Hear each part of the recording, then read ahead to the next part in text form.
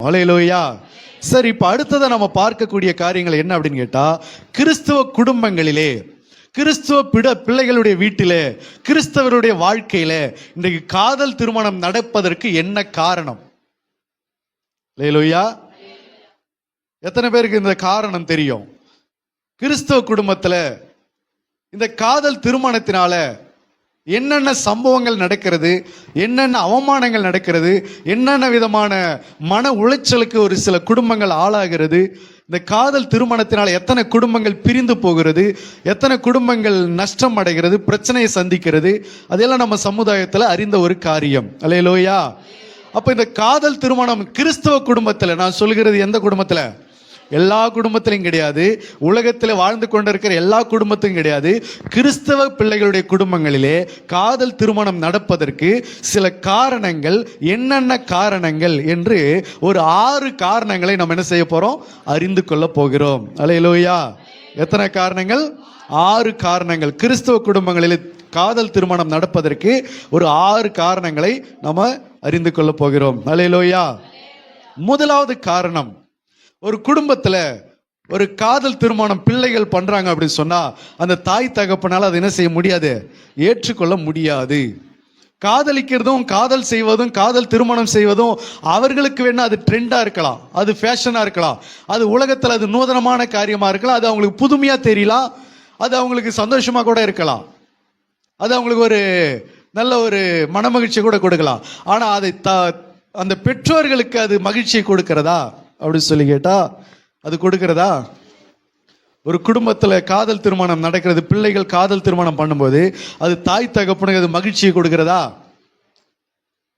கொடுக்குதா இல்லையா? இல்லை. அது எப்படி பார்த்தாலும் எந்த தாய் தகப்பனா இருந்தாலும் அவங்க குடும்பத்தில் அது காதல் திருமணம் நடக்கும்போது அவங்களுக்கு என்னவா இருக்குது? இது வேதனையாக தான் இருக்குது. ஏன் அப்படின்னு சொன்னா அவங்க ஒரு பிளான் வச்சிருப்பாங்க, பொண்ணுக்கோ பையனுக்கோ அவங்க ஒரு பிளான் வச்சிருப்பாங்க, அவங்க ஒரு திட்டம் வச்சிருப்பாங்க. இந்த பெண்ணை தான் கல்யாணம் பண்ணணும், இந்த விதமா திருமணம் செய்யணும், இங்க வச்சு கல்யாணம் பண்ணணும், இப்படியெல்லாம் அவங்க பல திட்டங்கள் வச்சிருக்கும் போது இந்த பிள்ளைகள் போயிட்டு என்ன பண்ணுவாங்க? காதல் திருமணம் செய்து கொண்டு வருவாங்க. அதை அவர்கள் பார்க்கும்போது அவர்களால் என்ன பண்ண முடியாது? ஏற்றுக்கொள்ள முடியாது, அதை ஜீரணிக்க முடியாது, அதை அனுமதிக்கும் அவங்களால முடியாம ரொம்ப என்ன செய்வாங்க? கஷ்டப்படுவாங்க. சொந்த பந்தங்கள் மத்தியில அதை சொல்லுவதற்கு அவங்களால முடியாது. அல்லேலூயா.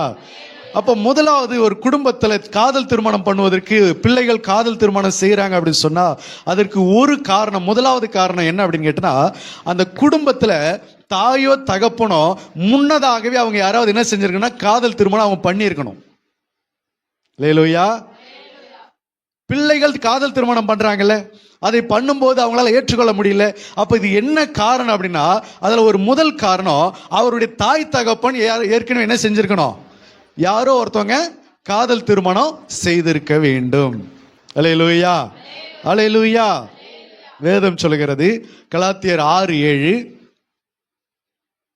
வாசிக்கலாம். மோசம் போகாதிருங்கள், தேவன் தம்மை பரியாசம் பண்ண ஒட்டார். மனுஷன் எதை விதைக்கிறானோ அதையே அறுப்பான். அல்லேலூயா. மனுஷன் எதை விதைக்கிறானோ அதை என்ன செய்வான்? அறுப்பான். தாய் தகப்பன் காதல் திருமணம் செய்திருந்தால் கண்டிப்பா அவருடைய குடும்பத்துல பிள்ளைகளுடைய வாழ்க்கையில என்ன நடக்கும்? அந்த காதல் திருமணம் அரங்கேறதான் செய்யும். ஏனென்றால் வேதம் சொல்கிறது, மனுஷன் எதை விதைக்கிறானோ அதையே அறுப்பான். அப்ப ஏற்கனவே இவங்க என்ன செஞ்சிருக்கிறாங்க? விதைச்சிருக்கிறாங்க. அல்லேலூயா. காதல் திருமணம் செய்திருக்கிறாங்க.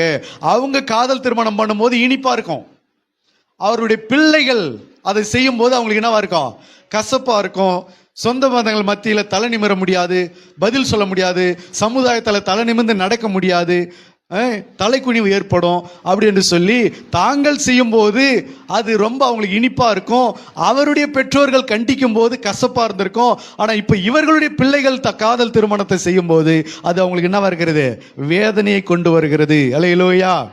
அப்ப இப்படிப்பட்ட காதல் திருமணம் பிள்ளைகளுடைய வாழ்க்கையில நடந்து அது தாய் தகப்பனுக்கு தாங்கக்கூடாத மன வேதனையை ஒரு நாள் கொடுக்கும் என்று சொன்னால், அது அப்படிப்பட்ட காரியங்கள் குடும்பத்தில் நடக்கக்கூடாது என்று நாம் நினைக்கிறோம் என்று சொன்னால் அதற்கு என்ன செய்ய வேண்டும் என்றால், அப்படி காதல் திருமணம் பண்ணிக்கொண்ட பெற்றோர்கள் தேவனிடத்தில் அதற்காக என்ன செய்யணும்? மன்னிப்பு கேட்க வேண்டும். அல்லேலூயா. என்ன மன்னிப்பு கேட்கணும்? ஒரு தாய் தகப்பனை வேதனைப்படுத்திட்டு ஒரு பெண்ணுடைய தாய் தகப்பனை வேதனைப்படுத்திட்டு, ஒரு பையனுடைய தாய் தகப்பனை வேதனைப்படுத்திட்டு, அவர்களுக்கு தெரியாம கல்யாணம் பண்ணிக்கிட்டு வந்தாங்கல்ல, லவ் மேரேஜ் பண்ணிட்டு வந்தாங்களே. அப்போ அந்த பெண் பிள்ளைகளை இழந்தவங்க, அந்த மகனை இழந்தவங்க, தன்னுடைய பிள்ளைகளுக்கு தன்னுடைய அனுமதி இல்லாமல் வேற இடத்துல கல்யாணம் நடக்குது, அவங்க நினைச்சபடி கல்யாணம் பண்ணிக்கிறாங்கன்னு அதை கேள்விப்படும் போது அவங்களுடைய மனசு எவ்வளோ வேதனைப்பட்டு இருக்கும், எவ்வளோ மனம் அவங்களுக்கு நொந்து போயிருக்கும், அவங்க மனசு எவ்வளோ கஷ்டப்பட்டு இருக்கும், மன உளைச்சல் ஆக்கி இருப்பாங்க. அவருடைய தாயின் தகப்பனையும் வேதனைப்படுத்திட்டு இவர்கள் காதல் திருமணம் பண்ணி கொண்டு சந்தோஷமா இருக்கிறார்கள் என்று சொன்னால், அவருடைய அந்த மன உளைச்சல் கண்டிப்பா அது யாருக்கு உண்டாகும்? பிள்ளைகளுக்கு அது நிறைவேறும். அல்லேலூயா. ஏனென்று சொன்னால் அவருடைய வேதனையினுடைய பலனை இவங்க என்ன செய்வாங்க? கண்டிப்பா அனுபவிப்பதான் செய்வாங்க. அதை தான் சொல்லுகிறது, நீ எதை விதைச்சியோ அதையே உன் குடும்பத்தில் என்ன செய்ய வேண்டியதா இருக்கும்? அறுக்க வேண்டியதா இருக்கும். அதனால அப்படிப்பட்ட காதல் திருமணம் நம்ம குடும்பத்தில் நடக்கக்கூடாது என்று சொன்னால், முதலாவது என்ன செய்யணும்னா, காதல் திருமணம் எப்படி தெரியாம நம்ம பண்ணிட்டோம் இல்லையா? அந்த வயசுல அந்த சூழ்நிலையில அந்த காரணத்துல ஏதோ ஒரு சூழ்நிலையில முடிஞ்சு போச்சு. இப்ப நம்ம பிள்ளைகளுக்கு அது நடக்கக்கூடாது என்று சொன்னால் கர்த்தரிடத்துல என்ன செய்யணும்? எல்லாவற்றிற்கும் நீ மன்னிப்பு கேட்கணும். ஆண்டவரே, எங்க மாமியாரை வேதனைப்படுத்தின, எங்க மாமனாரை வேதனைப்படுத்தின, எங்க தாய் தகப்பனை வேதனைப்படுத்திட்டு நம்ம தெரியாத தனமா, நம்ம திருட்டுத்தனமா நான் ஒரு கல்யாணத்தை பண்ணிட்டேன், எனக்கு பிடிச்ச மாதிரி நான் கல்யாணம் பண்ணிட்டேன், அதனால எங்க அப்பா அம்மா சந்தோஷமா இல்லை, அவர்களுக்கு அது தலைகுனிவை ஏற்படுத்தினது, அவர்களுக்கு அவமானத்தை நான் தேடி வச்சேன், அதனால எங்க அப்பா அம்மாவுக்கு நான் செய்த துரோகத்தை, அவங்கள நான் படுத்தின அந்த வேதனைகளை, அவங்களுக்கு நான் செய்த தீமைகளை எனக்கு அதை என்ன செய்யுங்க? மன்னிங்க. அது என் பிள்ளைகளுடைய வாழ்க்கையில் என்ன செய்யக்கூடாது? அந்த சாபம் நிறைவேறக்கூடாது. என் பிள்ளைகளுடைய வாழ்க்கையில் நான் செஞ்ச பாவத்தினுடைய சாபமும் பாவமும் என் பிள்ளைகளுடைய வாழ்க்கையிலேயோ, ஆண் பிள்ளைகளுடைய வாழ்க்கையிலேயோ, பெண் பிள்ளைகளுடைய வாழ்க்கையில அது நிறைவேறக்கூடாது என்று சொல்லி பிதா தேவனிடத்தில் என்ன செய்யணும்? அதற்காக உபவாசித்து கூட நீ என்ன செய்யணும்? மன்னிப்பு கேட்கணும், அழுது மன்னிப்பு கேட்கணும். அல்லேலூயா. அது இன்னைக்கு உனக்கு புரியலன்னு சொன்னா, நாளைக்கு உங்க பிள்ளைகள் அதை என்ன செய்வாங்க? உனக்கு புரிய வைப்பாங்க. நீ உன் தாய் தகப்பனுக்கு நீ செய்தது உனக்கு புரியல அப்படின்னு சொன்னா, அது உனக்கு ஒரு சாதாரணமா காரியமா தெரியுது அப்படின்னு சொன்னா, நாளைக்கு உன் பிள்ளைகள் அது எவ்வளவு வலி நிறைந்தது என்பதை உன் பிள்ளைகள் நாளைக்கு உனக்கு என்ன செய்வாங்க? புரிய வைப்பாங்க. அது நடக்கக்கூடாது என்று சொன்னால், இன்றைக்கு நீ தாய் தகப்பனுக்கு தெரியாம, அவர்களுக்கு விருப்பம் இல்லாம நீ செய்து கொண்ட காதல் திருமணத்துக்காக நீ கர்த்தரிடத்தில் என்ன செய்யணும்? மன்னிப்பு கேட்டு மனம் திரும்ப வேண்டும், பாவத்தை அறிக்கையிட வேண்டும். அல்லேலூயா. ஏன் அப்படின்னு சொன்னா, ஒரு பணத்தை உழைச்சி சம்பாதிச்சா அது நேர்மை, அதுல ஆசீர்வாதம் தங்கும். அதே பணத்தை திருடி சம்பாதிச்சு சாப்பிட்டா அதுல என்ன தங்காது? ஆசீர்வாதம் தங்க, அதுல சாபம் தான் தங்கும். நேர்மையா உழைச்சி சம்பாதிக்கிற ஒரு 500 ரூபாய் பணத்துக்கும், அதே 500 ரூபாய் பணத்தை தெரியாம கல்லாவில இருந்து எடுக்கிற பணத்துக்கும் என்ன உண்டு? வித்தியாசங்கள் உண்டு. இதுல ஆசீர்வாதம் இருக்கு, அதுல சாபம் இருக்கும். அதே போலதான் யாக்கோபு தாயோடு கூட, மாமனாரோடு கூட, மாமியாரோடு கூட, அவர்களோடு கூட உடன்படிக்கை செய்து அவருடைய பர்மிஷனோடு கூட தான் என்ன செஞ்சான்? கல்யாணம் பண்ணி கொண்டான். அவருடைய அனுமதியோட தான் கல்யாணம் பண்ணி கொண்டான். அதனால அவன் வாழ்க்கையில் என்ன வராது? சாபத்தை கொண்டு வராது. ஆனா இன்றைக்கு நடக்கிற திருமணம், காதல் திருமணம், தாய் தகப்பனுக்கு தெரியாம திருட்டுத்தனமா போய், தெரியாத விதமா போய், 4 நண்பர்களை கூட வச்சுக்கிட்டு எங்கேயோ போயிட்டு ரிஜிஸ்டர் ஆபீஸ்லயோ கோவில் குளத்துல கல்யாணம் பண்ணி கொண்டா, அந்த குடும்பத்துல அந்த பெண்ணை நீ திருட்டுத்தனமா எடுத்துக்கொண்டதுனால, திருடி யாருக்கும் தெரியாம அந்த பெண்ணை கூட்டிட்டு ஓடினதுனால அது சாபம், அது பாவம். அது நிச்சயமா உன்னுடைய வாழ்க்கையில ஒரு நாள் என்ன செய்யும்? நிறைவேறும். அல்லேலூயா. ஒருவேளை இந்த சத்தியம் உனக்கு இப்ப புரியலனா, நாளைக்கு உன் வாழ்க்கையில அது உன் பிள்ளைகள் அதை என்ன பண்ணுவாங்க? நடத்தி காண்பித்து அதை அனுபவ ரீதியா உனக்கு என்ன செய்வாங்க? புரிய வைப்பாங்க. அன்றைக்கு தான் நீ செய்த உன்னுடைய அக்கிரமம் உனக்கு நினைவுக்கு வரும். அல்லேலூயா. அப்போ ஒரு குடும்பத்துல காதல் திருமணம் நடப்பதற்கு முதலாவது காரணம் என்னது? தாய் தகப்பன் யாரோ ஒருத்தவங்க என்ன செஞ்சிருக்கிறாங்க? அந்த குடும்பத்துல காதல் திருமணம் செய்திருக்கிறாங்க. தெரியாத ஓடி போய் என்ன செஞ்சிருக்கிறாங்க? திருமணம் செய்து கொண்டார்கள். அல்லேலூயா. சரி, 2வது காரணத்தை நம்ம பார்க்கலாம். 2வது காரணம், ஒரு குடும்பத்துல காதல் திருமணம் நடப்பதற்கு காரணம் என்ன? சில குடும்பத்துல காதல் திருமணம் நடக்கும், அதிலும் காதல்லையும் கலப்பு திருமணமாய் நடக்கும். அல்லேலூயா. காதல் செய்யறாங்க, அதுவும் கலப்புல இருந்து செய்யறாங்க. கலந்து செய்யறாங்க. சொந்த ஜாதியிலிருந்து காதலிச்சா பரவாயில்ல. சில பேர் சொல்லுவாங்க, எங்க சொந்தக்கார பொண்ணை காதலிச்சிருந்தாலும் பரவாயில்ல, அல்லது என்னுடைய ஜாதியில காதலிச்சிருந்தாலும் பரவாயில்ல, யாரோ ஒரு ஜாதியில போய் கல்யாணம் பண்ணிட்டு வரானே, யாரோ ஒரு ஜாதியில போய் பெண்ணை விரும்புறாங்களே, அதை நான் எப்படி அனுமதிப்பது? நான் என் சொந்த பந்தங்களுக்கு எப்படி நான் இதை சொல்லுவது? இதை எப்படி நான் என் குடும்பத்தில் ஏற்றுக்கொள்வது? அவன் ஏற்றுக்கொண்டான், அந்த பெண்ணை ஏற்றுக்கொண்டுச்சு, ஆனா என் குடும்பத்தில் வேற ஜாதியில இருந்து கல்யாணம் பண்ணிட்டு வந்தா நான் எப்படிங்க ஏற்றுக்கொள்வது? அல்லேலூயா. காதல் பண்ணதே பண்ணாங்க, நம்ம ஜாதியில பண்ணிருக்கலாமே, நம்ம சொந்த பந்தங்களுக்குள்ள பண்ணிருக்கலாமே, நம்ம இனத்துல பண்ணிருக்கலாமே. இது எங்கேயோ போயிட்டு வேற ஜாதியில வேற இனத்துல கல்யாணம் பண்ணிட்டு வராங்களே, இதை எப்படிங்க என் சமுதாயம் ஏற்றுக்கொள்ளும்? நான் எப்படிங்க இதை ஏற்றுக்கொள்வது? என் குடும்பம் எப்படி ஏற்றுக்கொள்ளும்? என் சொந்த பந்தங்களுக்கு இதை எப்படி நான் நியாயப்படுத்துவது? அல்லேலூயா. முதல்ல காதல் திருமணம், இது இரண்டாவது கலப்பு காதல் திருமணம். வேற ஜாதியிலிருந்து பெண்ணை காதலிச்சு திருமணம் செய்வது, வேற ஜாதியிலிருந்து பையனை காதலிச்சு திருமணம் செய்வது. அப்ப இந்த இரண்டாவது கலப்பு காதல் திருமணம் நடப்பதற்கு காரணம் என்ன? கிறிஸ்தவ குடும்பங்களிலே நான் சொல்லுகிறது, அல்லேலூயா, ஒரு கிறிஸ்தவ குடும்பங்களிலே கலப்பு காதல் திருமணம் நடப்பதற்கு என்ன காரணம் அப்படி சொன்னா, அந்த குடும்பத்துல கர்த்தருடைய ஜனங்களா இருந்தாலும் கூட, ஞானஸ்நானம் பெற்றவர்களா இருந்தாலும் கூட, கர்த்தருடைய பிள்ளைகளாய் அங்கீகாரம் பெற்ற பிறகு கூட அவர்களுக்குள்ள ஜாதி வெறி ஊறி போய் இருக்கும். அல்லேலூயா. இனவெறி அவர்களுக்குள்ளே ஊறி போய் காணப்படும். அவருடைய ரத்தத்துல, அவருடைய ஆவி ஆத்மாவுக்குள்ள, அவருடைய சுபாவத்துக்குள்ள எப்பொழுதுமே ஒரு ஜாதி இனப்பற்று அவர்களுக்குள்ள வெறி கொண்டு இருக்கும். நான் சொல்றது புரியுதுங்களா இல்லையா? அவங்க ரட்சிக்கப்பட்டுட்டாங்க, ஞானஸ்நானம் எடுத்துட்டாங்க, ஆண்டவர்கிட்ட வந்துட்டாங்க. ஆனாலும் அவர்களுக்குள்ள என்னதான் பிரசங்கம் கேட்டாலும், என்னதான் ஜெபம் பண்ணினாலும், என்னதான் அவங்க ஆண்டவரை அறிந்து ருசித்திருந்தாலும் கூட அவர்களுக்குள்ளே ஒரு பக்கம் அவருடைய சிந்தனையிலும் அவருடைய இருதயத்திலும் ஜாதி வெறி ஊறி போய் கொண்டிருக்கும், இன வெறி ஊறி கொண்டிருக்கும், பெருகி இருக்கும். எப்பொழுதுமே அந்த ஜாதி என்ற அந்த இனப்பற்று அவர்களை விடாது. அதுல அவங்க ரொம்ப அதிகமா அவர்கள் அதுல வெறி கொண்டு இருப்பாங்க. இப்படிப்பட்டவருடைய குடும்பத்துல நிச்சயமா கலப்பு காதல் திருமணம் கண்டிப்பா நிறைவேறும். அல்லேலூயா, அல்லேலூயா. அதனாலதான் அப்படிப்பட்டவருடைய குடும்பத்துல யாரோ ஒரு ஜாதியில இருந்து பொண்ணு எடுக்கிறது. அவங்க பிள்ளைகள் பையனோ பெண்ணோ யாரோ ஒரு பையனை போய் வேற ஜாதியிலேருந்து கல்யாணம் பண்ணிட்டு வரும், வேற ஜாதியிலேருந்து பெண்ணை இழுத்துக்கிட்டு வரும், வேற ஜாதியிலேருந்து காதல் பண்ணிக்கிட்டு வரும்.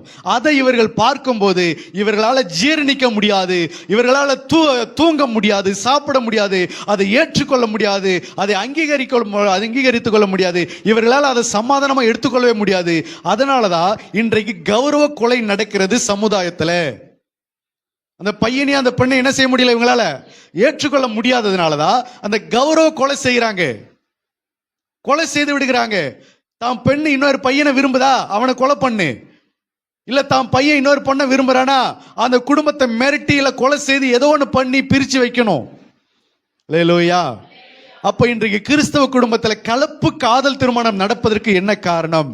அந்த குடும்பத்தில் ரட்சிக்கப்பட்டு இருந்தாலும் கூட அவர்களுக்குள்ள ஜாதி வேறு இருந்தது என்று சொன்னால் நிச்சயமா இவர்களுக்கு புத்தி கற்றுக் கொடுப்பதற்காகவே அவர்கள் இன்னொரு பெண்ணை இன்னொரு பையனை வேற ஜாதியிலிருந்து கல்யாணம் பண்ணிட்டு காதல் பண்ணிட்டு வருவாங்க. அதை பார்க்கும்போது இவர்களால் என்ன பண்ண முடியாது, அவ்வளோதான், நிம்மதியா போயிடும். அப்ப கூட இவர்கள் தங்களுடைய தவறுகளை, தங்களுடைய பிழைகளை என்ன செய்ய மாட்டாங்க, உணர மாட்டாங்க. ஒன்று அவர்களை கொலை செய்வதற்கு என்ன பண்ணுவாங்க, வகை தேடுவாங்க. அவர்களை பிரித்து வைப்பதற்கு வகை தேடுவாங்க. எதற்கு, எந்த எல்லைக்கும் துணிவாங்க. அல்லேலூயா. கர்த்தருடைய பிள்ளைகளுக்கு, கர்த்தருடைய ஜனங்களுக்கு என்ன வரக்கூடாது, ஜாதி வெறி வரக்கூடாது, இன வெறி வரக்கூடாது, இனப்பற்று வரக்கூடாது.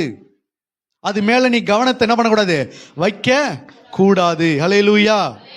அது மட்டுமல்ல, என் பையனுக்கு நான் கல்யாணம் பண்ணா ஏன் ஜாதியில தான் நான் கல்யாணம் பண்ணுவேன், என் பெண்ணுக்கு நான் கல்யாணம் பண்ணா ஏன் ஜாதியில தான் கல்யாணம் பண்ணுன்ற அந்த வெறி உனக்குள்ள இருந்தது என்று சொன்னால் கண்டிப்பா அந்த குடும்பத்துல தான் கலப்பு காதல் திருமணம் அரங்கேறிய தீரும். அல்லேலூயா. நீ இப்படி சிந்திக்கணும், என் பிள்ளைக்கு ஒரு நாள் கல்யாணம் பண்ணி வைக்கணும், என் பெண்ணுக்கு ஒரு நாள் கல்யாணம் பண்ணி வைக்க போறேன், அப்படி போயிடு. நல்ல பையனா பார்த்து கல்யாணம் பண்ணி வைக்கணும், நல்ல பொண்ணா பார்த்து கல்யாணம் பண்ணி வைக்கணும், அவங்க எதிர்காலம் நல்லா இருக்கணும், அப்படி போயிடு. ஆனா அதை விட்டுட்டு என் பையனுக்கு ஏன் ஜாதியில தான் பொண்ணு எடுப்பேன், என் பெண்ணுக்கு என் ஜாதியில இருந்தா என்னுடைய இனத்துல தான் பெண் எடுப்பேன் அப்படின்னு சொன்னா கண்டிப்பா அங்க ஆப்போசிட்டா தான் நடக்க ஆரம்பிக்கும். அதை உன்னால தடுக்கவே முடியாது. வேணா தடுத்து பாரு, நீ தான் அங்க ஃபெயிலியர் ஆவ, நீ தான் தோற்று போவ. நீ போலீஸ் ஸ்டேஷனுக்கு போனாலும் சரி, நீ கோர்ட்டு கேஸ்னு போனாலும் சரி, நீ கட்ட பஞ்சாயத்து வச்சாலும் சரி, கர்த்தருடைய சமூகத்துல கர்த்தருடைய பிள்ளைகளா இருந்து கொண்டு நீ உனக்குள்ள ஜாதி வெறியும் இன வெறியும் இனப்பற்றும் உனக்குள்ள வெறி கொண்டு ஆடும் என்று சொன்னால் அது ஒரு பிசாசினுடைய ஆவி. கர்த்தருடைய பிள்ளைகளுக்குள்ள அது காணப்படக்கூடாது. அதற்கு நீ இடம் கொடுப்பாய் என்று சொன்னால் கண்டிப்பா அந்த விஷயத்துல நீ என்ன பண்ணுவ? தோற்று போய் விடுவே. அல்லேலூயா. தோல்விதான் நீ சந்திப்ப. எல்லா தாய் தகப்பன் அப்படி நினைக்கிறது கிடையாது. அவரவர்கள் என்ன செய்யறாங்க, நம்ம பிள்ளைகளும் வயசு வரும்போது ஒரு நல்ல பையனா பார்த்து கல்யாணம் பண்ணி வைக்கலாம், அவங்கள படிக்க வைக்கணும், கல்யாணம் பண்ணி கொடுக்கணும், அவங்க எதிர்காலத்தை அவன் நல்லா அமைச்சு கொடுக்கணும். அவர்களுக்கு சிந்தனை அது. இவர்களுக்கு சிந்தனை அப்படி கிடையாது. ஏன் ஜாதியில தான் என்னுடைய இனத்துல தான் அப்படின்னு வரும்போதுதான் கண்டிப்பா அந்த இடத்துல என்ன நடக்குது? கலப்பு திருமணம், கலப்பு ஜாதியிலிருந்து திருமணம், அங்க காதல் திருமணம் நடப்பதற்கு அதான் காரணம். அது அவங்களுக்கு கண்டுபிடிக்க தெரியாது. அல்லேலூயா. மற்ற குடும்பத்தெல்லாம் நடக்காது. ஆனா எந்த குடும்பம் ஜாதி வேறி பிடிச்சிருக்கிற அந்த குடும்பத்துல அந்த ஜாதிக்கு ஆப்போசிட் ஜாதியில இருந்து என்ன வரும்? எந்த ஜாதி பிடிக்காதுன்னு இவங்க அருவருத்தாங்களோ, எந்த இனத்தை கண்டு இவங்க அருவருக்கிறாங்களோ அந்த இனத்திலிருந்தே ஒரு குடும்பத்தை அந்த வரும். இந்த பிள்ளை போய் அந்த குடும்பத்துல அந்த இனத்திலிருந்தே ஒரு பையனை லவ் பண்ணும், அல்லது இந்த பையன் அந்த இனத்திலே போய் ஒரு பொண்ணை லவ் பண்ணிட்டு வருவான். அல்லேலூயா.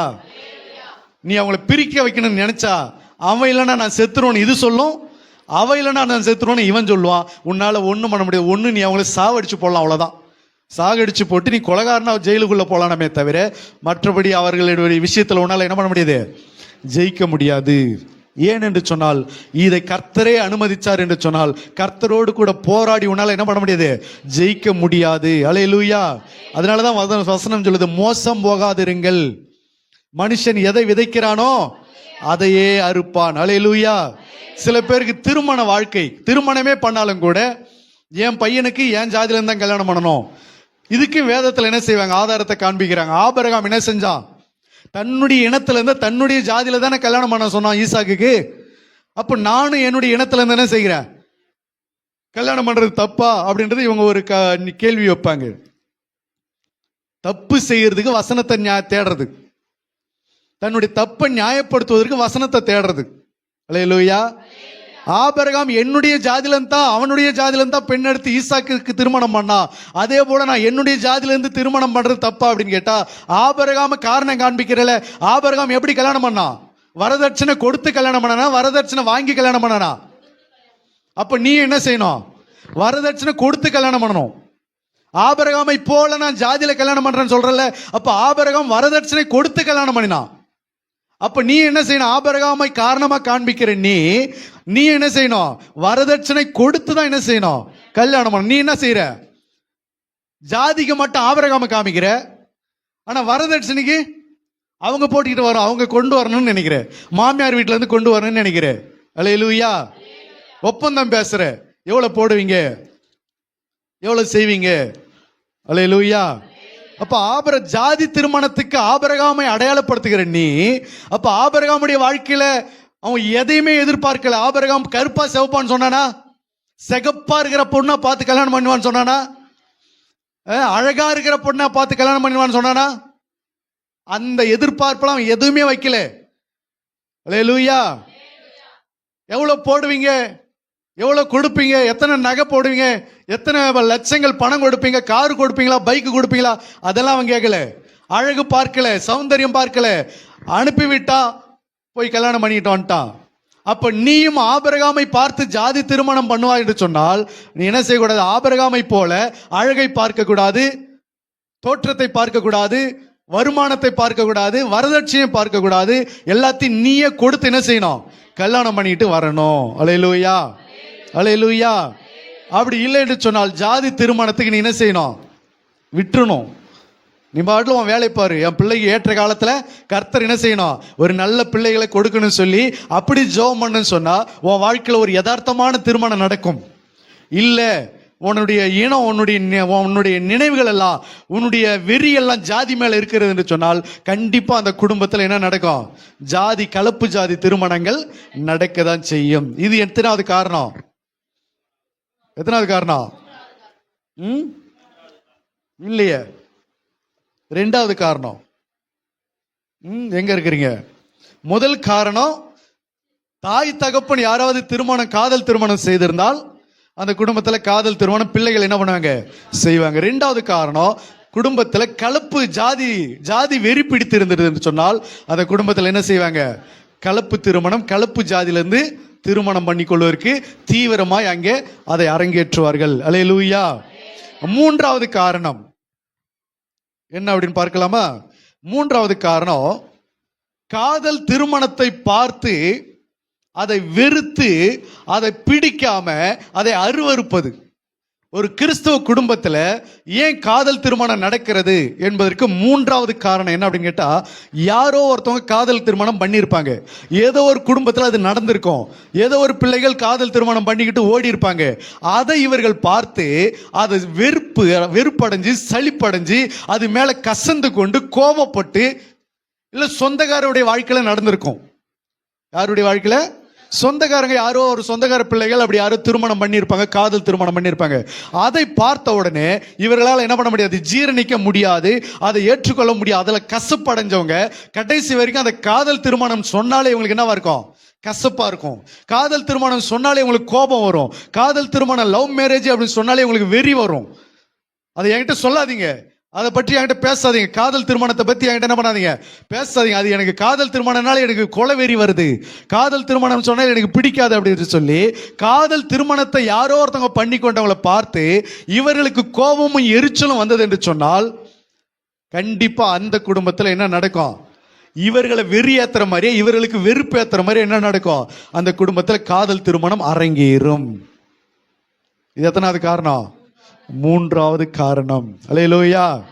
யாரோ ஒருத்தவங்க காதல் செஞ்சிருப்பாங்க, யாரோ ஒருத்தவங்க காதல் பண்ணி கல்யாணம் பண்ணியிருப்பாங்க, அதில் அவங்க சில ஃபெயிலியர் அடைஞ்சிருப்பாங்க, அவங்க வாழ்க்கை நல்லா இருந்திருக்காது, அவங்க வாழ்க்கை கெட்டு போயிருக்கும், அவங்க வாழ்க்கையில் பிரிஞ்சு போயிருப்பாங்க, அவங்க வாழ்க்கையில் பல பிரச்சனைகளை சந்திச்சிருப்பாங்க.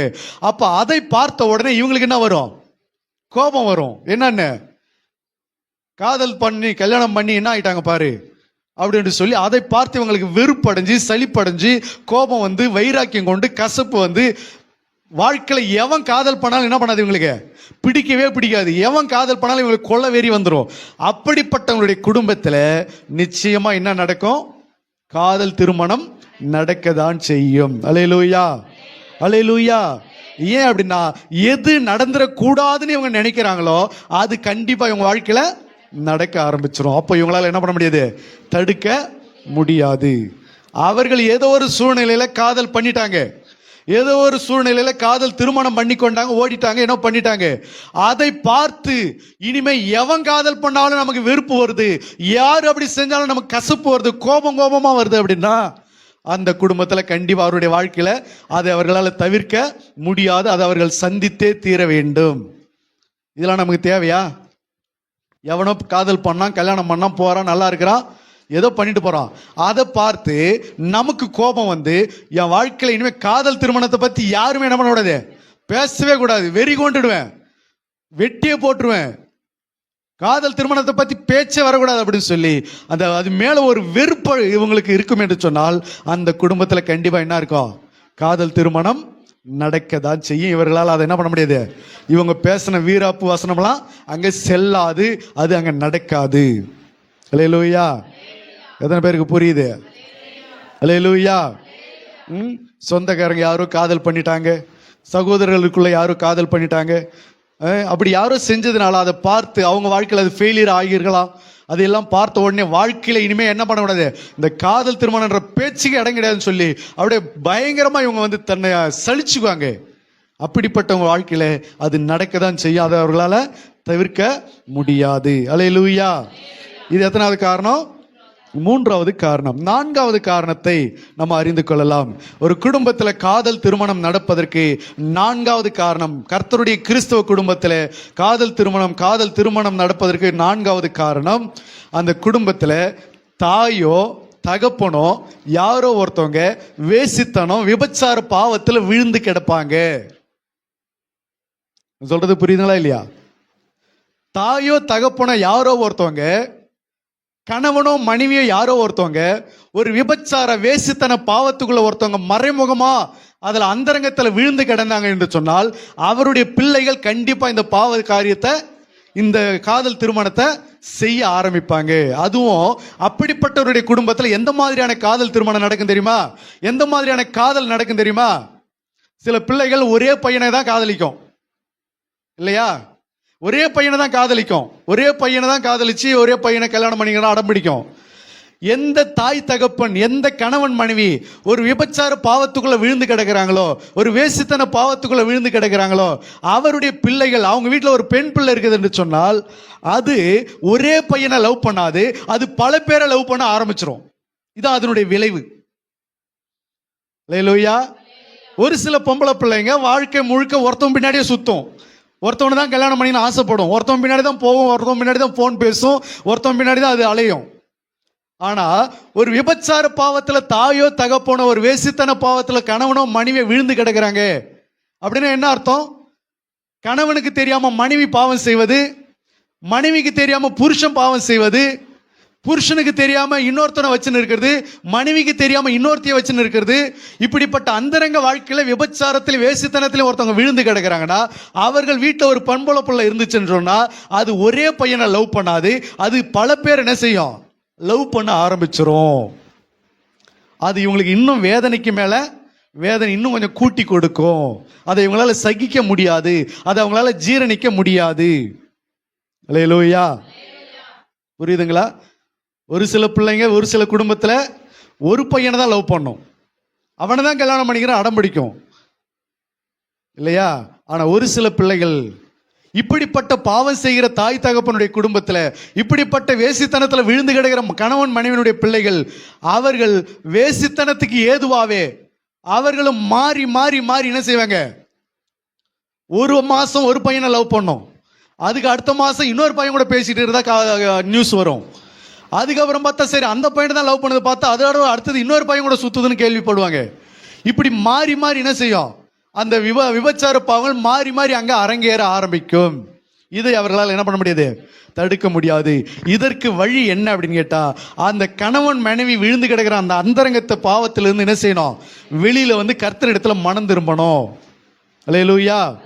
அப்படி மனம் திரும்பி கணவனுக்கு மனைவி துரோகம் பண்ணாம, மனைவிக்கு புருஷன் துரோகம் பண்ணாம, கர்த்தருக்கு முன்பாக அவர்கள் உண்மை உள்ளவர்களாய் வாழ்வார்கள் என்று சொன்னால் அவருடைய பிள்ளைகளுக்கு அந்த மாதிரியான நிகழ்வுகள் நடப்பதற்கு வாய்ப்பு இல்லை. அல்லேலூயா. அதனாலதான் சொல்லுது, கணவனும் மனைவி என்ன செய்யக்கூடாது? கணவனுக்கு மனைவி துரோகம் பண்ணக்கூடாது, மனைவிக்கு புருஷன் துரோகம் பண்ணக்கூடாது. அல்லேலூயா. இரண்டாவது, உண்மையா நேசிப்பது. என்னது? உண்மையா நேசிப்பது. கல்யாணம் பண்ணிட்டு வந்து மனசுல வேற எவனையோ வச்சுக்கிட்டு வாழ்ந்து நிற்கிறது, கல்யாணம் பண்ணிட்டு வந்து மனசுல வேற எவ்வளையோ வச்சுன்னு வாழ்ந்து இருக்கிறது. இவங்க தப்புலாம் பண்ண மாட்டாங்க, சில பேர் தப்பு பண்ண மாட்டாங்க, ஆனா மனசுக்குள்ளே என்ன பண்ணுவாங்க? அந்த கடந்த காலத்தை நினைச்சு நினைச்சு சந்தோஷப்பட்டுக்குது.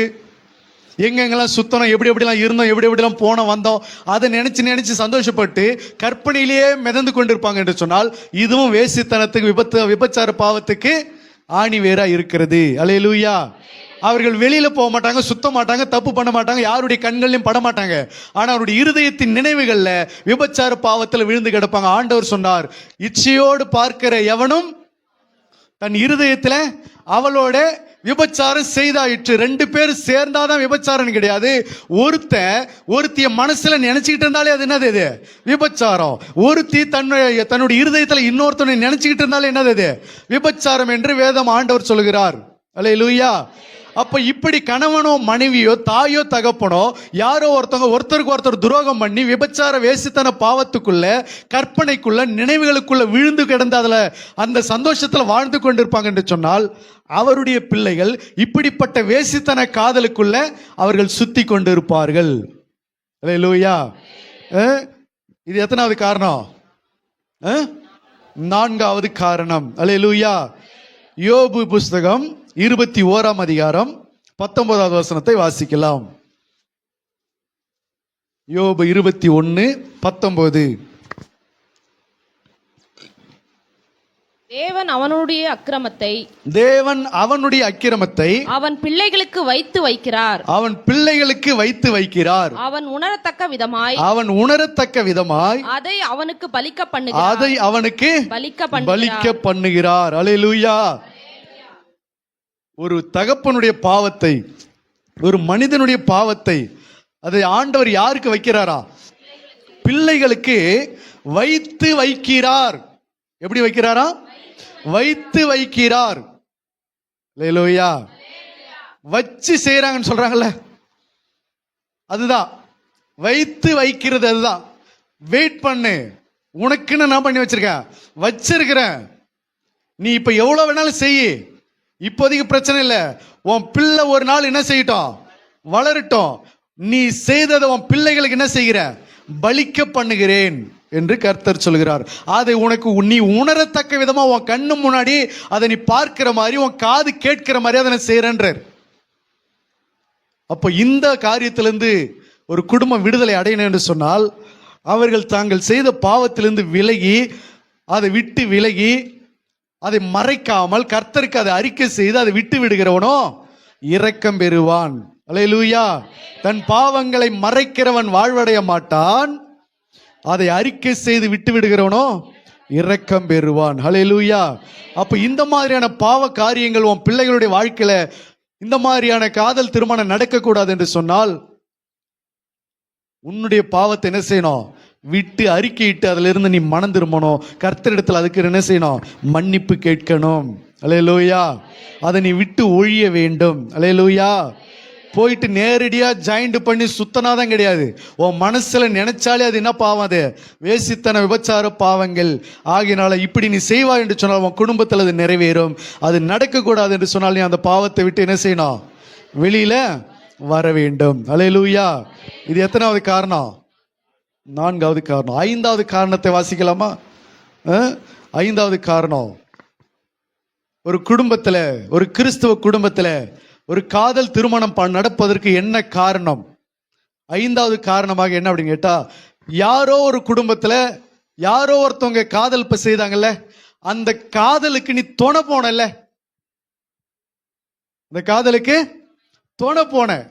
சினிமா படங்களை பார்த்து பார்த்து பார்த்து காதலிக்கிறவங்களை சேர்த்து வைக்கிறது, காதலிக்கிறவங்க ஜோடியை சேர்த்து வைக்கிறது, அவங்களுக்கு திருட்டுத்தனமா கல்யாணம் பண்ணி வைக்கிறது, அதற்கு நீ துணை போவது, அதற்கு நீ ஐடியா கொடுப்பது. அந்த பிள்ளையை இழந்த தாய் தகப்பனுடைய நிலைமையை நீ நினைச்சு பார்த்தியா? அந்த குடும்பத்தாருடைய தாய் தகப்பனுடைய மன வேதனையை நினைச்சு பார்த்தியா? அந்த வீட்டு பிள்ளைகளை நம்ம தெரியாத விதமா ரிஜிஸ்டர் ஆபீஸ்லயோ கோவில்கள்லயோ கல்யாணம் பண்ணி வைக்கிறதுக்கு நாம ஒத்துழைக்கிறோமே, நாம வழிகாட்டுகிறோமே, நாம அதற்கு சப்போர்ட் செய்கிறோமே, நாம அவங்களுக்கு உதவியா இருக்கிறோமே. இது அவர்கள் தாய் தகப்பனுக்கு தெரிஞ்சா இது அவங்க சந்தோஷப்படுவாங்களா? நம்ம பிள்ளைகளுக்கு நாம இப்படி ஒருத்தவங்க செஞ்சா நம்ம ஏற்றுக்கொள்வோமா? அதை விட்டு விடுவோமா? அல்லது அதை கேள்விப்படும் போது நம்முடைய இருதயம் சந்தோஷமா இருக்குமா? நமக்கு எவ்வளவு வேதனைப்படும். அப்படி இருக்கும்போது நம்ம இன்னொருத்தவங்க வீட்டு பிள்ளைகளுக்கு அவர்கள் தெரியாத விதமா வாலிப வயசுல எதை கல்யாணம் பண்றாங்க, காதல் பண்றாங்க, அதற்கு நீ துணை போற பாரு. கர்த்தர் எதையெல்லாம் பார்த்துட்டு சும்மா இருக்க மாட்டாரு. நீ எதை விதைச்சியோ அதையே உன் வாழ்க்கையில் அறுக்க செய்வாரு. உன் பிள்ளைகளுக்கு நாளைக்கு யாரோ ஒருத்தவங்க என்ன பண்ணிருப்பாரு, துணை போறதுக்கு ஆட்களை செட் பண்ணி வச்சிருப்பாரு. அதை உன்னால என்ன பண்ண முடியாது, தடுக்க முடியாது, ஏற்றுக்கொள்ளவும் முடியாது. அதனால காதல் திருமணங்களுக்கு என்ன போகாத, துணை போகாத, போஸ்ட்மேன் வேலை பார்க்காத, ஐடியா கொடுக்காத, ஆலோசனை கொடுக்காத, அதுக்கு சப்போர்ட் பண்ணி காசு செலவு பண்ணாத. அந்த பொண்ணை கூட்டிட்டு வந்துடுறா, யார் வந்தாலும் பார்த்து கொள்ளலாம், கல்யாணம் பண்ணி வச்சிடலாம், எவன் வரான்னு பார்த்துக்கலாம். பொண்ணை நீ என்ன பண்ணிடு, கிட்னாப் பண்ணிட்டு வந்துரு, பொண்ணை கூட்டிட்டு வந்துரு. பொண்ணு உன் பின்னாடி வர்றது ரெடியா? அப்ப கூட்டிட்டு வா, நான் கல்யாணம் பண்ணி வைக்கிறேன். உன் வீட்லயே அப்படி ஒரு காரியத்தை செய்யறதுக்கு கர்த்தர் என்ன பண்றாரு, வெயிட் பண்ணுகிறார். அல்லேலூயா. இன்னொருத்தவங்க வீட்டு பொம்பளை பிள்ளைங்க காதல் பண்றாங்க, கல்யாணம் பண்றாங்க, ஏதோ பண்ணிட்டு போறாங்க. அந்த காதலுக்கு நீ என்ன செய்யாத, துணை போகாத, ஐடியா கொடுக்காத, ஆலோசனை கொடுக்காத, ஹெல்ப் பண்ணாத. அப்படி நீ பண்ணுவா என்று சொன்னால், அது பண்ணுவது உனக்கு சந்தோஷம், அது உனக்கு பெருமையை தருவேன் என்று சொன்னால், கண்டிப்பா உன் குடும்பத்தில் உன் பிள்ளைகளுக்கு ஒரு நாள் என்ன செய்வாங்க, யாரோ ஒருத்தவங்க உன்னுடைய அனுமதி இல்லாமலே காதல் திருமணம் பண்ணி வைப்பாங்க. அது தாலியோட உன் வீட்டுக்கு வந்து நிற்கும். அல்லேலூயா. இது தேவையா? இது சொல்லு பார்க்கலாம். இது எத்தனாவது காரணம்? இது 5வது காரணம். இது நிமித்தம் தான் நீங்க குடும்பத்தில் என்ன செய்து காதல் திருமணம் நடக்கிறது. காதல் திருமணம் நடக்கிறது என்று சொன்னால் ஏதோ ஒரு காரணம் கிடையாது. அதுல நம்ம பார்த்த இந்த 5 காரணங்கள் உண்டு. அல்லேலூயா. ஒண்ணு நீ காதல் திருமணம் பண்ணி இருக்கணும், உன் பிள்ளைகள் காதல் திருமணம் பண்ணுவாங்க. ஒண்ணு நீ ஜாதி வெறி பிடிச்சிருக்கணும், உன் பிள்ளைகள் கலப்பு ஜாதியில இருந்து கல்யாணம் பண்ணிட்டு காதல் பண்ணிட்டு வருவாங்க. அல்லேலூயா. ஒண்ணு நீ காதல் திருமணத்தை பார்த்தாலே உனக்கு கசப்பா இருக்கணும், பிடிக்காம இருக்கணும், வெறுத்து போகணும். அப்படி யாராவது பண்றவங்களை பார்த்தாலே உனக்கு கோபமா வரும் என்று சொன்னால் அந்த குடும்பத்தில் காதல் திருமணம் நடக்கும். அல்லேலூயா. காதல் திருமணம் பண்ணி, அதாவது கணவன் மனைவி வேசித்தனத்தில் விழுந்தால், தாய் தகப்பன் பாவத்தை செய்து கணவன் மனைவிக்கு துரோகம் செய்தால் அந்த குடும்பத்தில் இது நடக்கும். இது 5வது காரணம். ஹல்லேலூயா. அப்போ ஐந்தாவது காரணம் என்னது? காதல் திருமணத்துக்கு துணை போகக்கூடாது. ஒருவேளை நீ துணை போற, கடந்த காலத்துல நீ துணை போனது உண்டு என்று சொன்னால், உலகத்துல ஒரு காரியம் சொல்லுவாங்க தெரியுமா? திருடனை விட திருடனுக்கு துணை போனவன் தான், அல்லது திருடுவதற்கு தூண்டி விட்டவன் தான் தண்டனை அதிகம் பெறுவான் அப்படின்னு சொல்லுவாங்க இல்லையா? அந்த மாதிரி காதலிச்சவனை விட காதலுக்கு துணை போன பாரு, கர்த்தர் உன்னை என்ன பண்ண மாட்டாரு? சும்மா விட மாட்டாரு. அல்லேலூயா. வெயிட் பண்ணுவார். எத்தனை வருஷம் கழிச்சாலும் சரி, நீயே மறந்துட்டாலும் சரி, உன் குடும்பத்தில் அந்த காதல் திருமணத்தை கர்த்தரே என்ன பண்ணுவாரு? அவர் தலைமையில நடத்தி வைப்பார். அதை உன்னால என்ன பண்ண முடியாது? தடுக்கவே முடியாது. உன் தலைமையில இன்னொரு கல்யாணத்தை நடத்தி வச்சில்ல, உன்னுடைய தலைமையில நான் பண்ணி வைக்கிறேன் கல்யாணம், எவன் வரான்னு பார்த்துக்கலாம். இதெல்லாம் சினிமாவை பார்த்து பார்த்து பார்த்து வேண பழக்கம். அல்லேலூயா. எவன் வரானே பார்க்கலாம், நான் கல்யாணம் பண்ணி வைக்கிறேன் அப்படி ஊரா மூட்டு பிள்ளைக்கு நீ தலைமை தாங்கி கல்யாணம் நடத்துவாயிடுன்னு சொன்னால், உன் பிள்ளைகளுக்கு காதல் திருமணம் கர்த்தர் தலைமையில சாத்தானை வச்சு செய்வார். அல்லேலூயா. உனக்கு தேவையாது? அன்னைக்கு உன்னால அதை ஏற்றுக்கொள்ள முடியுதா? அது உனக்கு சந்தோஷமா இருக்குமா? அப்ப இன்னைக்கு அது என்ன செஞ்சிடணும்? விட்டுறணும். ஒருவேளை நீ அதுக்கு எப்பயாவது ஸ்கூல் படிக்கும் போதாவது, காலேஜ் படிக்கும் போதாவது, வேலை செய்யற இடத்துலயாவது நீ யாருக்கோ துணை போயிருந்தால், வேலை செய்யற ஸ்கூல் படிக்கிற இடத்துல அந்த பசங்களுக்கு, அந்த பொண்ணுக்கு லெட்டர் வாங்கி கொடுக்கறது, இந்த பையனுக்கு லெட்டர் வாங்கி கொடுக்கறது, அவன் உன்னே தான் பார்க்கறான் பாரு, இதுக்கெல்லாம் நீ துணை போய் யாருக்கோ நீ ஜாயிண்ட் ஆகிறதுக்கு நீ ஹெல்ப் பண்ணியிருந்தனா, அதுக்கெல்லாம் இன்னைக்கு நீ என்ன செய்யணும்? மன்னிப்பு கேட்டு மனம் திரும்பணும். அல்லேலூயா. ஆண்டவர் சொன்னாரு, உன்னிடத்தில் நீ அன்பு கூறுவது போல பிறனிடத்தில் அன்பு கூறு. உன் குடும்பத்தில் நடக்க நீ ஏற்றுக்கொள்வியா? உன் பிள்ளைகளுக்கு அப்படி நீ வேலை பார்ப்பியா? உன் பிள்ளைகளுக்கு அப்படிப்பட்ட காரியத்தை நீ செய்வியா? அப்போ உன் பிள்ளைகளுக்குன்னு வரும்போது கசப்பா இருக்குல்ல, அது கடினமா இருக்குல்ல, அது மன வேதனை கொடுக்கல. அப்போ இன்னொருத்தவங்களுடைய பிள்ளைகளுக்கு நீ காதல் திருமணம் பண்றதும், அதுக்கு துணை போறதும், இப்படிப்பட்ட காரியத்தை செய்யும் போது அது உன் குடும்பத்தில் என்ன செய்யுது? நீ விதைச்சது. அதனாலதான் சொல்றேன், மோசம் போகாதீங்க. மனுஷன் எதை விதைக்கிறானோ அதையே அறுப்பான். அல்லேலூயா. அல்லேலூயா. 6வது காரணத்தை கண்டுபிடிக்கலாம்.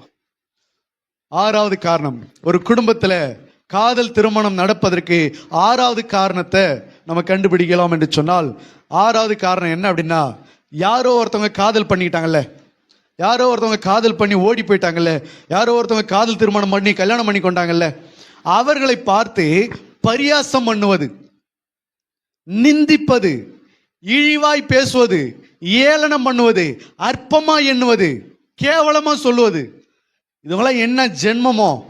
இதை என் பிள்ளையா இருந்தா நான் விடவே மாட்டேன், வெட்டியே போட்டுருவேன். இதை என் குடும்பத்தில் நடந்துச்சுன்னா அவ்வளவுதான், சாவடிச்சு போட்டு இருப்பேன், விஷம் வச்சு கொண்டுட்டு இருப்பேன் அப்படி என்று சொல்லி, யாரோ ஒருத்தவங்க திருமணம் காதல் பண்ணி கொண்டாங்க என்று சொல்லி அதை கேவலப்படுத்தி பேசுவது, அந்த குடும்பத்தை கேவலப்படுத்துவது. என்ன பிள்ளை வளர்த்துருக்கா, என்ன பையனை வளர்த்துருக்கான், இன்னும் என் பெண்ணா இருந்தா என்ன பண்ணிருப்பேன்? விஷம் வச்சு கொண்டுட்டு இருப்பான், அவ்வளவுதான் அப்படி என்று சொல்லி இன்னொரு குடும்பத்தில் அவங்க அப்பா அம்மா மட்டும் என்ன அவங்க வேணும்னா செஞ்சாங்க, நீ அவனே ஓடி போய் கல்யாணம் பண்ணிக்கலாம் அவங்க அப்பா அம்மா அனுப்பி விட்டாங்க. வாலிப பிள்ளைகள் வாலிப வயசுல செய்வது என்னது என்று தெரியாம பாவத்தில் அவங்க செய்யறாங்கன்னு சொன்னா, அந்த குடும்பத்தை இவங்க என்ன செய்வது? இழிவாய் பேசுவது. அந்த தாய் தகப்பனை என்ன பிள்ளை வளர்த்து வச்சிருக்கிற? நீ எல்லாம் ஒரு தாய் தகப்பனா? நீ எல்லாம் ஒரு தாயா? உன் பிள்ளை எப்படி வளர்த்து வச்சிருக்க பாரு. என் பிள்ளையெல்லாம் நான் அப்படி வளர்க்க மாட்டேன் அப்படின்னு சொல்லி அந்த தாய் தகப்பனை கேவலப்படுத்துவது, சமுதாயத்தில் குத்தி காண்பிப்பது, அவர்களை நிந்திப்பது, பரியாசம் பண்ணுவது, அவர்கள் மேல குற்றம் சுமத்துவது, இப்படி அவர்களை ஏளனமா பார்ப்பது, அவங்கள பார்த்தாலே கேவலமா சித்தரிப்பது, இப்படிப்பட்ட வாடிக்கை உங்ககிட்ட இருக்கும் என்று சொன்னால், ஓம் பிள்ளைகள் நாளைக்கு அந்த காரியத்தை என்ன பண்ணுவாங்க? கண்டிப்பா செய்வாங்க. அன்னைக்கு உன்னால என்ன பண்ண முடியாது? தடுக்க முடியாது. நீ ஊரை விட்டு தான் ஓடி ஆகணும், தற்கொலை பண்ணி தான் செத்தாகணும், வேற வழியே கிடையாது. அன்னைக்கு உன்னால அதை தாங்க முடியாது, ஜீரணிக்க முடியாது, அதை ஏற்றுக்கொள்ள முடியாது. உன் குடும்பத்தில் யாரும் அனுமதிக்க மாட்டாங்க. உன் சொந்த பந்தங்க முன்னாடி எப்படி போய் சொல்றது? சொன்ன நம்ம கதை என்ன ஆகும்? நம்ம இவ்வளோ காலம் பெருசா வீரியம் பேசிக்கிட்டு இருந்தோமே, கடைசியில் நம்ம பிள்ளை எப்படி ஆயிடுச்சு, இப்ப நம்ம போய் எப்படி இதை தலை நிம்மதி யார்கிட்ட சொல்றது? என் பெண்ணு ஒருத்தன் ஈத்துன்னு போயிட்டான்னு எப்படி சொல்றது சொந்தக்காரங்க முன்னிலையில? என் பையன் இன்னொரு பெண்ணை கூட்டிட்டு வந்துட்டான்னு எப்படி சொல்றது? தலைக்குனிவு ஏற்படுது. அப்படி என்று சொல்லி நீ ஊரை விட்டு தான் ஓடி ஆகணும், இல்லைன்னா தற்கொலை பண்ணி தான் செத்தாகணும், வேற வழி கிடையாது.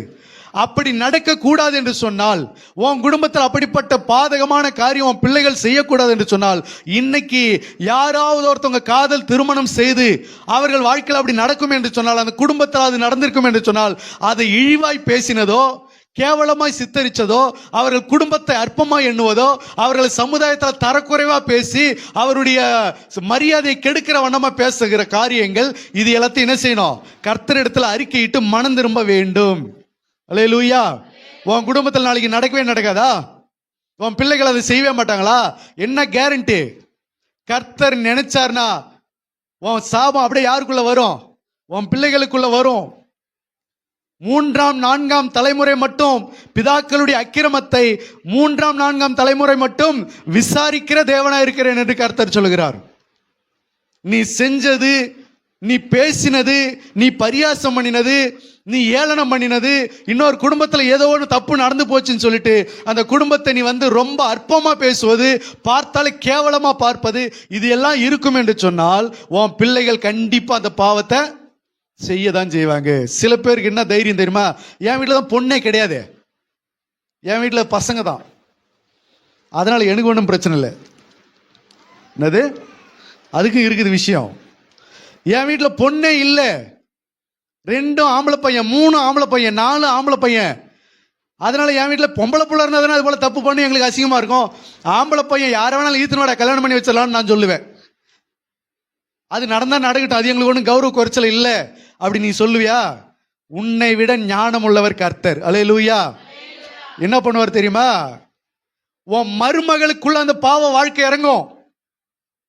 உன் பையன் கல்யாணம் பண்ணிட்டு வந்தான்ல, உன் மருமகள் அந்த வேசித்தன பாவத்துக்குள்ள இறங்குவாங்க, அந்த விபச்சார பாவத்துக்குள்ள இறங்குவாங்க. அன்னைக்கு உன் பிள்ளையினுடைய வாழ்க்கையில பார்க்கறத உன் மருமக உன் மகனுக்கு செய்யற துரோகத்தை பார்த்து பார்த்து அது உன் கண்ணில் தான் அது நடக்கும், உன் கண்ணுக்கு தான் அது படும். அதை பார்க்கும்போது உன்னால என்ன செய்ய முடியாது? மகன்கிட்டையும் சொல்ல முடியாம, மருமகளையும் திட்டம் பண்ண முடியாம, அதை ஏற்றுக்கொள்ளவும் முடியாம, வெளியிலையும் சொல்ல முடியாம நீ கூட்டி முழுங்க வைப்பாரு.